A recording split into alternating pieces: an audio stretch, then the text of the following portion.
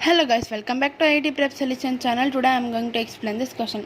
If a certain metal is irradiated by using two different light radiations of frequencies x and 2x are kinetic energies of ejected electron are y and 3y respectively, the threshold frequency of metal will be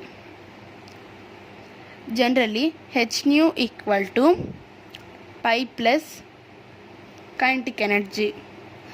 According to question, first equation h into x equal to here pi plus y, that means h is equal to pi plus y, and here h 2x equal to pi plus 3y, then 2h x equal to pi plus 3y.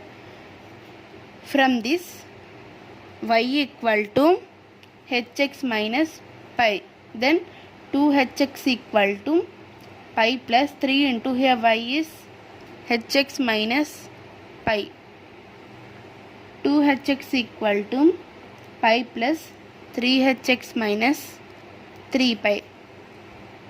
Here 2hx equal to 3hx minus 2 pi. 2 pi equal to 3hx minus 2hx. 2 pi equal to hx. Then pi equal to hx by 2. Pi is h nu equal to hx by 2. Here h will get cancelled. Then nu equal to x by 2. This is our required answer for this question.